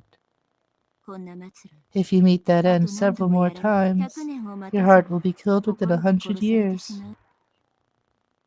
Beato saw through me, so I'll confess. You are now just like I was in the past, when I was imprisoned inside Lambda's world, shut inside a labyrinth of cruel fate, tormented at the whims of a witch. I am a witch who was born from there, so maybe I'm like an older sister to you. So I decided that I'd lend you my power. However, even compared to my fate, yours is truly brutal. She is speaking to me, right? Not only do I sympathize with you, I'm almost brought to tears by your tragic fate. But please, don't lose heart. Please don't submit to Beato, no matter what. Certainly, that child's game is quite unfair. I took a glimpse of the game board, and the tricks are so mean and cunning, and the scenic tricks are filthy to a degree that probably far surpasses that of Lambda Delta's game board. And what's even more frightening is that when that child moves a piece, it's not like she always makes the best possible move. This is where she is very different from Lambda. Lambda always uses an overpowering number of pieces and makes the best possible move in order to win. But Beato sometimes intentionally eases up when she moves her pieces. This is unfortunate for us, trying to seek out our opponent's strategy by looking at her moves, because it creates a formidable amount of noise in our information. This disorder could be troublesome. However, as in chess, a player might be able to create some noise for their opponent with a useless move, but they would still miss out on a more valuable move. In other words, it's not like your opportunities to take advantage of it are zero. Although you may not be able to believe it, this game was also like that. Even though those developments looked so overpowering, there actually were weak points. It looks almost as if she wants us to take advantage of them. Although I don't know if it's a trap or if she's testing us. Anyways, don't surrender. Don't stop thinking. Don't deny any possibility. As long as you continue to hold the will to fight, Beato will not win. Defense is crucial during a witch's battle, you know? Rather than trying to win, try not to lose. If you lose when you accept her, then you definitely must not accept her, making you accept witches. There is no longer any doubt that this is one of Beatrice's victory conditions. Now that I have announced that I am your ally, I too will make an effort to lend you as much of my power as I can. Make an effort yourself as well. If you're still hugging your knees, quickly stand back up. In times like this, what did I used to say again? Fight.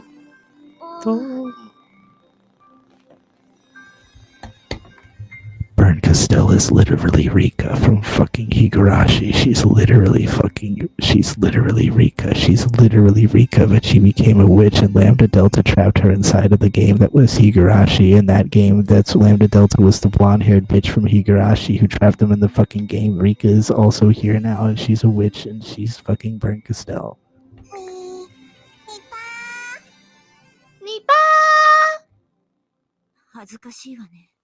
It's so embarrassing doing this. I've done this much for you, so hurry and stand back up.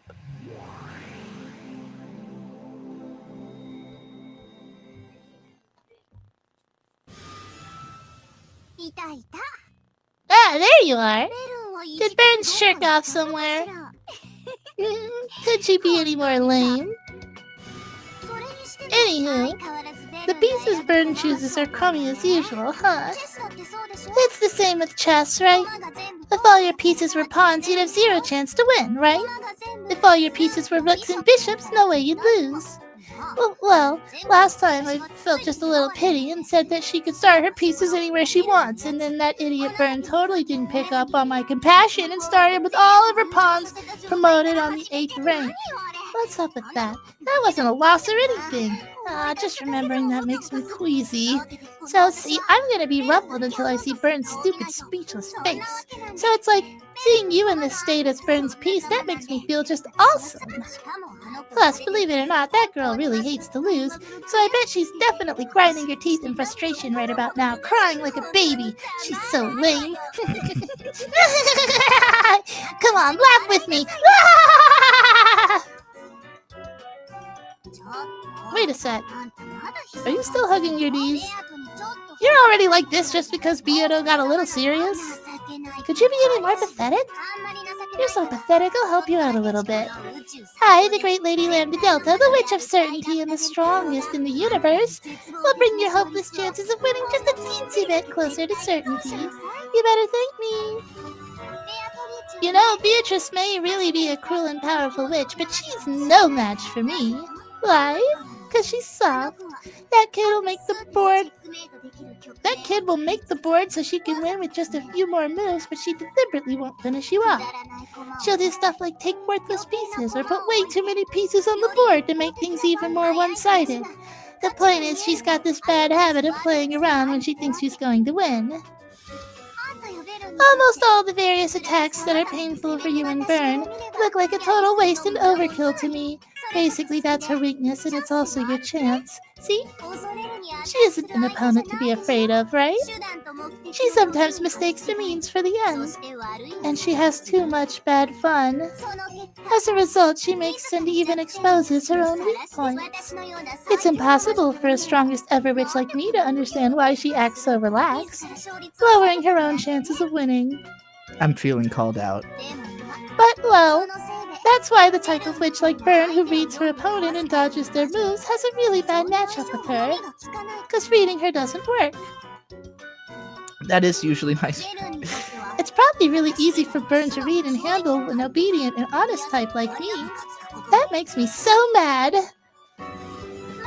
Well, still, a super firepower type like me can easily go head-on against a light, wide-range barrage type like Beatrice. So I guess it's kind of like rock, paper, scissors. If I'm paper, Beato's rock. I guess Burn would be scissors. Well, maybe none of that matters anyway. Sure, my paper loses to burn scissors, but if it was the way more awesome super paper, which is as thick as wood, it could even beat scissors, right? In other words, I, Lady Lambda Delta, am super paper and super thick.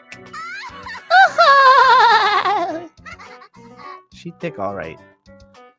And I ain't talking about the sexy kind. It looks like the colors come back to your face a little. That Beato, she's having fun torturing some piece called Rosa. At a glance, you'd think she really has nasty hobbies, right? Wrong, though.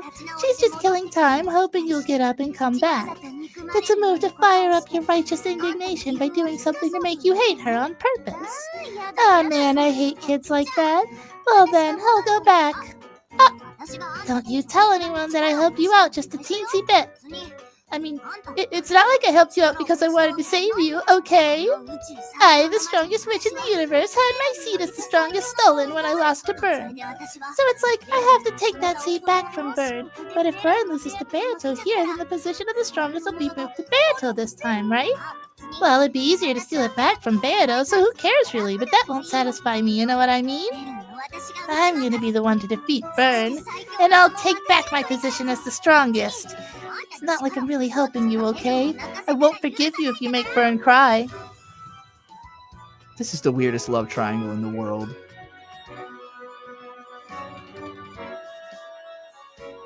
Love quadrangle? I don't know.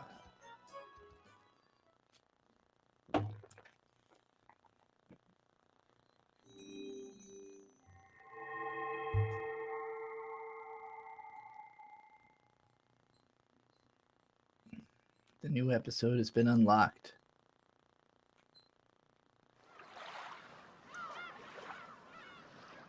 Oh my god, it's a new title screen! It's been fucking 6 months! Characters. Ushiromiya Kinzo, the aged head of the Ushiromiya family, brimming with energy despite being pronounced to have only a short time left to live, amassed a vast fortune but has never made any announcement about his inheritance, which worries his children. Strongly influenced by the West and a rabid fan of the occult, his study is packed with the mysterious grimoires. This isn't like the... Oh, right. This is the human side. We want the witch side. Oh, yeah. Who are all these fucking girls? 7 Sisters of Purgatory, eldest sister Lucifer, advanced level furniture created by Beatrice, can move of her own accord but cannot disobey her summoner's orders, possesses significant power even in human form, but her terrifying full potential is truly unleashed only upon returning to her original form as one of the 7 stakes of Purgatory and soaring at the enemy at high speeds, haughty and arrogant but actually feels pleasure from submission. Interesting. Just like me. Advanced level furniture created by Beatrice can move of her own accord but cannot disobey her summoner's orders. Yeah, all the same. Nothing but a jealous crybaby. She'll do whatever it takes to get what she wants. 3rd sister Satan, really grumpy but actually wants others to get angry with her. Cute. 4th sister Belphegor, thoughtful and hardworking. Because of this, she corrupts her masters. Interesting. Mammon, really greedy. Once she decides she wants something, she will sacrifice anything and everything to get it. Beelzebub, in fact a gourmet, would use any ingredients to make a good meal, even her own body. Hot. And Asmodeus, at that age where she wants a boyfriend, would give up her life for love. I would do anything for love.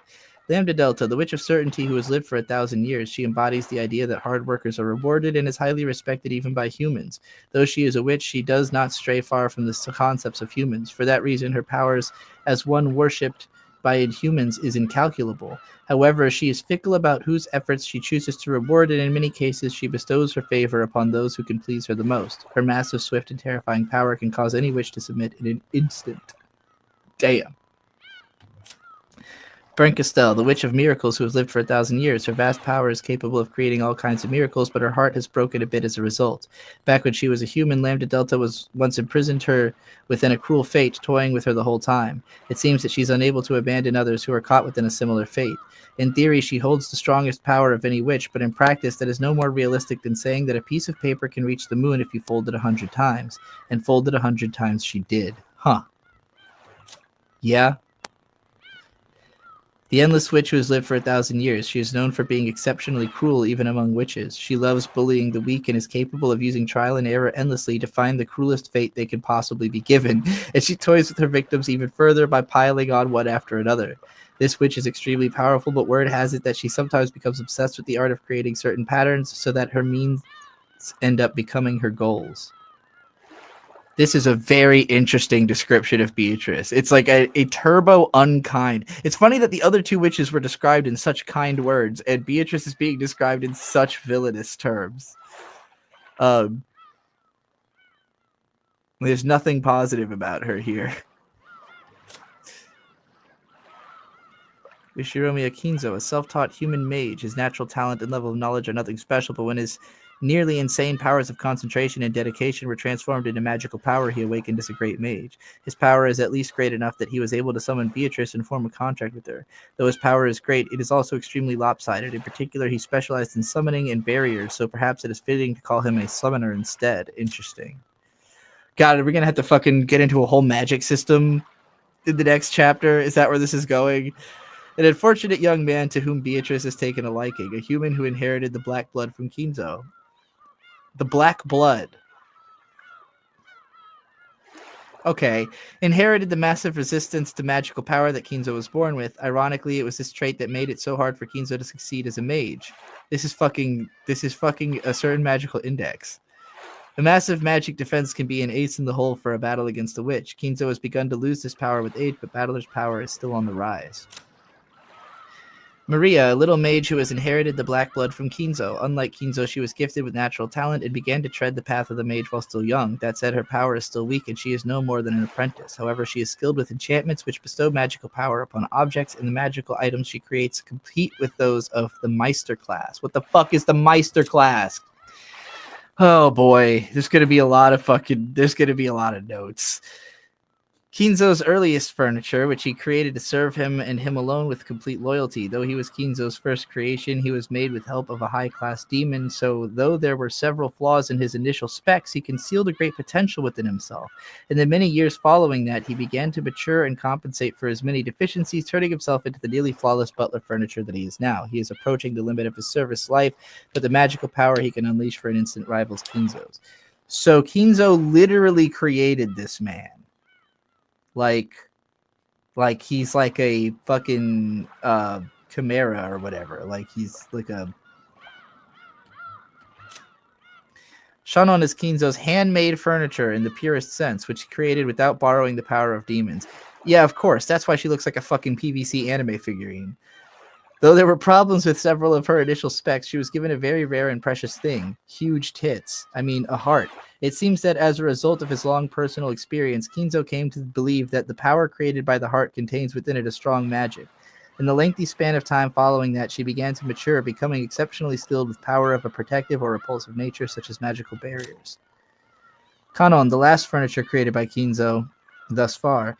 Making use of all his previous experience, Kinzo managed to implement a set of flawless specs. Kanon was also given a heart, but it was much weaker than Shannon's. Perhaps because Kinzo felt a sense of approaching personal danger related to his fortune as he neared the end of his life, he bestowed Kanon with the rare power to fight and protect. However, he hasn't yet matured very far and is unable to control his own power and speed.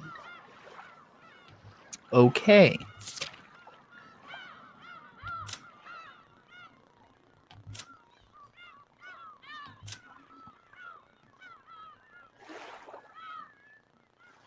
What does... The witch erased his corpse for fun. That alone threw them into chaos. If the human world is what it is, then what it is not is undoubtedly fantasy. Fantasy depicts what they themselves fear. Oh, I can change his outfit. That's neat. Died in Nazi's room with his chest having been pierced with a weapon shaped like a steak. On the fifth twilight, gouged the chest and killed. The chef's goose was cooked. Hee hee hee hee hee. Finishing touches yet to come.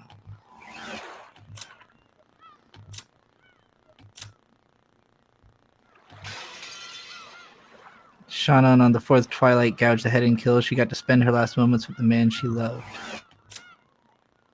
I love killing them all and bringing them back. Afterwards, he was munched to pieces and eaten by demons and went to hell. Genji did. Oh, the unselfish piece of furniture sought nothing but repose in the Golden Land. However, since the idiot stubbornly rejects the Golden Land, his repose is unlikely to come anytime soon. Interesting. He rejects the Golden Land.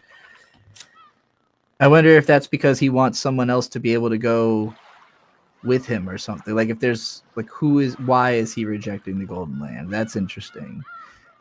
Let's see. Kinzo died in the servant room, his throat slit by a sharp blade or something similar, but this alone isn't enough.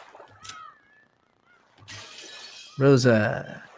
In the Golden Land, she finally found a treasure more precious to her than gold. However, that was short-lived. Thanks to the idiot, she would once again have to lose that which she had finally found. Afterwards, she was chewed into a pulp by demons and went to hell. The idiot being Battler? So basically they're saying, like, yeah, she would have been fine, but, Battler interrupted, so now she's in hell. Maria's in the Golden Land, and she learned that her mama still loves her, so she's satisfied for now. Hey, Maria's having a good time. Battler surrendered once to the witch, but pulled himself together and made the decision to fight once more. I see, so witches found Battler to be a toy worth breaking. Then that explains why she breaks him a little, fixes him, and then breaks him again. Torture is meaningless if you kill the subject. You have to alternate between causing them pain and letting them rest. Exactly. Like an anti-spiral. Corpse found inside the chapel. This is Dreamland for you. Happy Halloween. Okay. That's why we want to be simple and sweet like candy.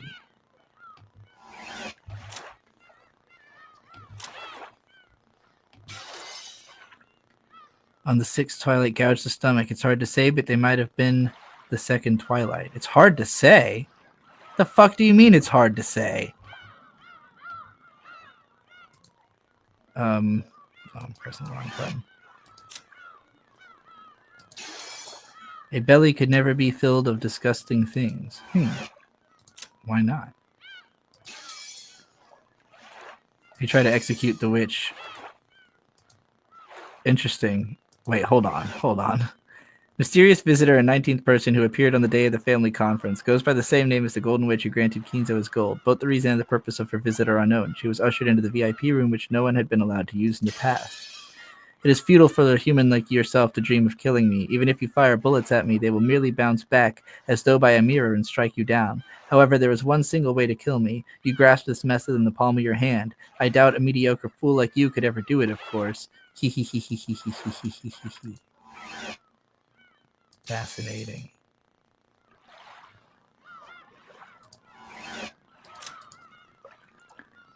Born with a weak bronchi. At the very end, she got to be with the person she loved. She must have been happy.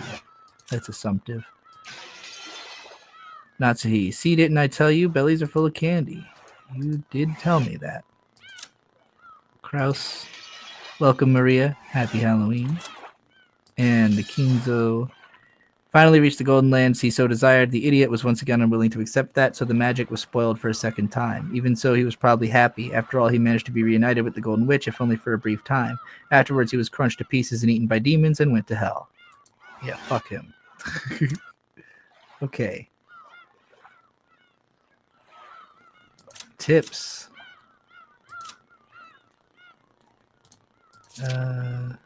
We already know the epitaph. Where's the new stuff?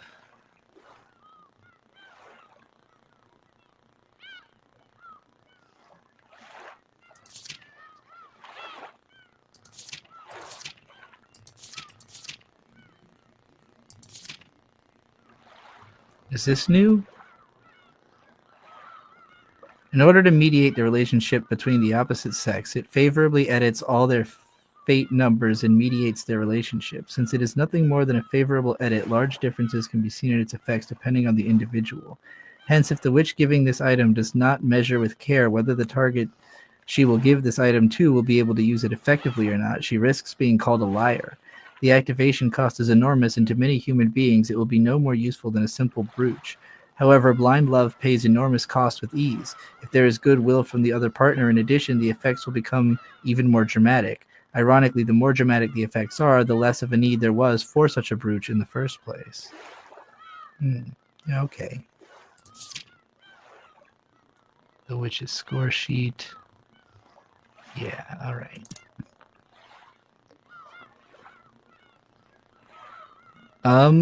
Well, that's it for chapter 2 and all of its epilogues, I think, and all the extra text. This was a fun round. It's Friday night. Pluto Anime Channel is marathoning JoJo till dawn. On a scale of 1 to 10, how would you rate this choice if you were running the network? Probably pretty highly. JoJo's a pretty beloved series, you know. I'm actually surprised how many people showed up for this. Y'all are saying like these, it's very popular. I don't think it usually is, but this one's got unusually high numbers, which makes me sad that I'm going to end it now. Maybe I'll come back and do another stream. I was already paid by Joshua Wiley like an enormous amount to watch a certain video, but I don't know if they are even around tonight. So that may or may not happen. But otherwise, I will probably do another stream. Umi's getting more and more popular. Could be that too. There's more people catching up as well to the. Incidentally, if you want to read some comments that I don't think that they contain spoilers in my opinion, but there is a commenter who has been watching the videos and leaving comments like pretty extensively in response to stuff that I said. I screen capped them all and posted them in the Discord, but you could also just go to the videos individually and read through. But they do a good job of like staying cryptic and not trying to give too much away. But they're kind of like, hey, I noticed you said this thing. Maybe consider this angle of what you said there, you know? And brought up some pretty interesting points about like the story's themes and where it's trying to take me. Particularly, they were very defensive of Rosa. They were like, not defensive, but like, I promise that you know, you're gonna feel for her, you know, type thing. I can feel for her. I still think she's an incorrigible bitch. It was pretty fun to watch her have to eat her siblings.